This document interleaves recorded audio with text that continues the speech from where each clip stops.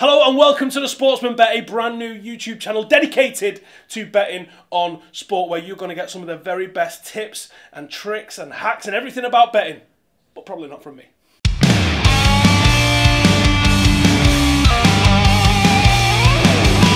Hello, my name is Howson, massive Manchester United fan. You might have seen me on Full Time Devils, you might have seen me on Sky Sports, BT Sport and 100 other places because I like to get about. Now, Jose Mourinho has been replaced at Manchester United in the interim by Ole Gunnar Solskjaer, which has left Manchester United fans clinging from the roof. We are absolutely delighted. It's lifted the mood at Old Trafford. Everyone's excited and we can't wait to see what we're going to do at Cardiff at the weekend. But before we start talking about how Manchester United might get on this weekend at Cardiff, we're going to talk about the managerial odds for those who could replace him permanently in the summer.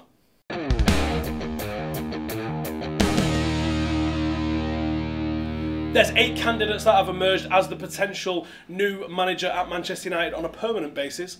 At the bottom we've got Jardim. Now Jardim from Monaco, currently out of work, 20 to 1. Now that's a bit of an outside shout. There was rumours of him taking up a job in Saudi Arabia, possibly even in China. And it looks like he is the bookie's outsider to get it at the moment. I wouldn't mind him. Good with youth, plays very attacking football, gone deep in the Champions League. I think he'd be a really good manager for United. Bookies aren't fancying it at the moment. Allegri of Juventus is next at 16 to 1. Looks like another outside bet. A lot of rumours that he's going to be going to Real Madrid at some point in the near future. So I reckon that's probably not one that's going to be a big favourite with most fans. And it's probably the right thing as well, because we have no idea what this guy's going to bring to English football. That being said, people that have come from Italy haven't done too bad recently, with both Mancini, Conte and Ranieri picking up winners' medals recently. Then we've got Diego Simeone. Now, we know what this guy can do on a budget. We know what this guy can do in Europe.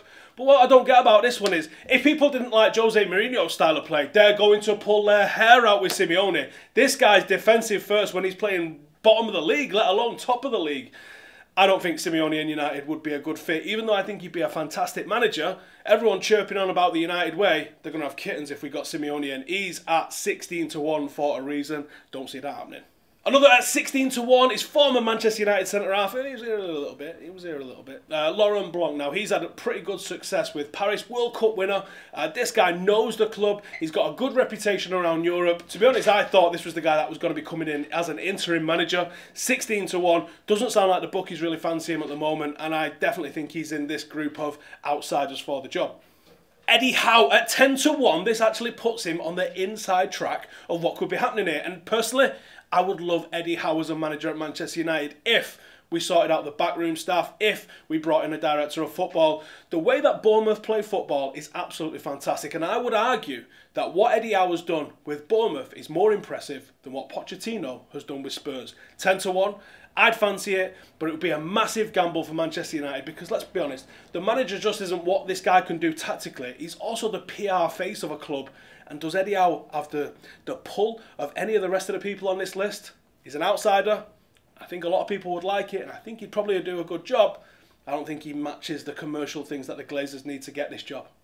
In at 5 to 1 then is Ole Gunnar Solskjaer.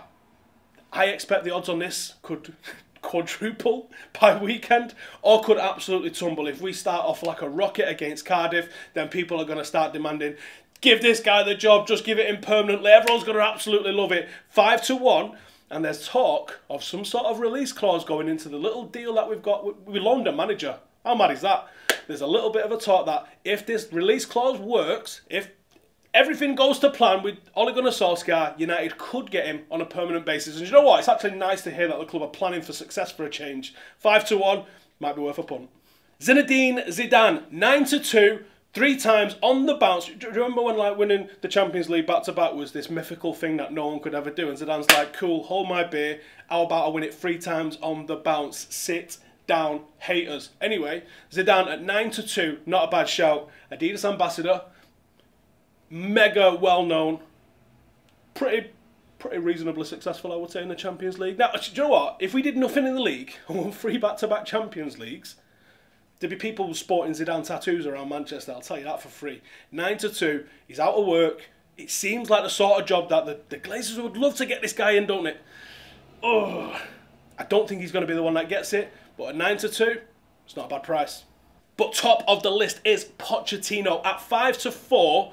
This represents that the bookies really think that this is going to happen, and to be honest, all of the talk of everything else, the guy coming in from Leipzig, it makes a lot of sense that Pochettino is going to be the guy. Now, I think he did a fantastic job at Southampton, and I think he's done a very good job, if not excellent job, at Spurs. My criticism, of course, it's that he's not won anything. You have to win things. It's not just that he's not won things, his attitude to winning things doesn't quite sit right with me as a Manchester United fan, saying that winning cups isn't going to change anything, doesn't really matter. It does. It absolutely does. Football clubs exist to win things. If it wasn't for that, I think Pochettino would already be here. I think there's just those slight doubts about him. But he can develop players. He can work without a budget, which I think the Glazers are going to like. And he can play attractive football, which I think a lot of the Old Trafford crowd would like to get behind. 5-4. This might be the longest that the odds get. So as the rumours start, as everything starts to really shape up, as it get towards the summer, I think that the odds on this are going to fall even lower as well. So 5-4 might be a good place to get it on. Hit the link in the description and see what you can get.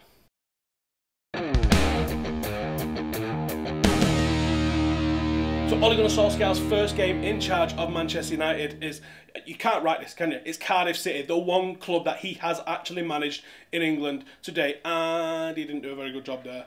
In fact, he got them relegated. In fact, their fans are still going on about it and still reckon that he's affected how they're playing at the moment. Anyway, that's who we're playing. Ole Gunnar Solskjaer's first game will be against Cardiff City, and we've got a couple of bets for you. Now, if you're thinking United could probably win this with a -2 handicap, that means winning by 3 goals or more, then you're looking at 7-2 for that.